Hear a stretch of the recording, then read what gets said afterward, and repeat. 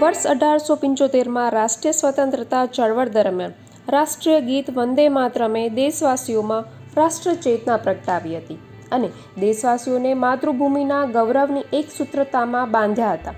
આજે તેને 150 વર્ષ પૂર્ણ થયાના ગૌરવવંતા ક્ષણની ઉજવણી નિમિત્તે ગુજરાત સરકાર દ્વારા તેની વિશિષ્ટ ઉજવણી કરવામાં આવી હતી, જેના ભાગરૂપે કલેક્ટર કચેરી જામનગર, જિલ્લા હોમગાર્ડના જવાનો દ્વારા તેમજ ભાજપ પરિવાર દ્વારા રાષ્ટ્ર ચેતના અને માતૃભૂમિના ગૌરવના પ્રતીક એવા વંદે માતરમનું સમૂહગાન કરવામાં આવ્યું હતું. આ ઉપરાંત દેશને આત્મનિર્ભર બનાવવાના સંકલ્પને વધુ મજબૂત કરવા માટે ઉપસ્થિત સૌ અધિકારીઓ, કર્મચારીઓ, જવાનો અને શહેર ભાજપે સ્વદેશી વસ્તુઓના ઉપયોગને પ્રોત્સાહન આપવા અને માત્ર ભારતમાં જ બનેલી વસ્તુઓનો ઉપયોગ કરવાના શપથ ગ્રહણ કર્યા હતા. जय हिंद। आज सोना માટે एक બહુ ऐतिहासिक દિવસ છે। આજે અમારે રાષ્ટ્રીય ગીત વંદે માતરમનો 150 વર્ષ પૂરા થાય છે। આ ગીત 1875માં બંકિમચંદ્ર ચેટર્જી દ્વારા એની રચના થઈ હતી। આ ગીત માત્ર એક ગીત નથી, એ ભારત માતાની એક અંદરની એક અવાજ છે, એ એક સંદેશ છે બધા ભારતવાસીઓ માટે, યુવાઓ માટે। આજે જામનગર જિલ્લામાં પણ આ વિશે એક પ્રોગ્રામ યોજાયું હતું, જેમાં રાષ્ટ્રીય ગીત અને એના સાથે સ્વદેશી આપવા માટેની શપથ લેવામાં આવી હતી। આ બંને વસ્તુઓ માટે હું આજના જે જામનગરના અને દેશના જે યુવાઓ છે, આ મંચ પરથી એક સંદેશ આપવા માગું છું કે તમે સ્વદેશી અપનાવો અને જે વંદે માતરમ જે ગીત છે એના જે સંદેશો છે એના તમે આપના જીવનમાં એના સમાવેશ કરો। વંદે માતરમ। જય હિન્દ, જય જય ગરવી ગુજરાત। વંદે માતરમ, વંદે માતરમ, શ્યામલા વંદે માતરમ, વંદે માતરમ, બહુતે તુમી માँ भक्ति तुम्हारी प्रतिमा गणी मंदिरे मंदिरे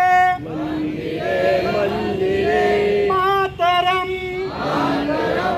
वंदे मातरम, वंदे मातरम, तुम ही दुर्गा दस प्रहण धारिणी कमल कमल दल विहरी नमामि तवाम मातरम, वंदे मातरम, नमामि कमलाम।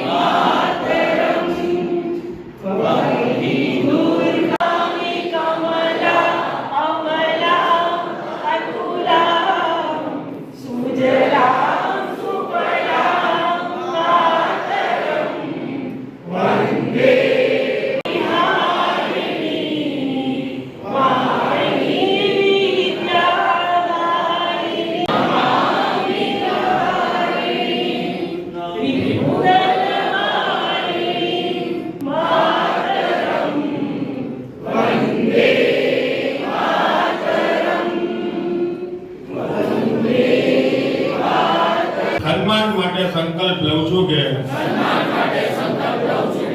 મારા રોજિંદા જીવનમાં હું વધુમાં વધુ ભારતીય વસ્તુઓનો ઉપયોગ કરીશ, ભારતીય ભાષાનો ઉપયોગ કરીશ,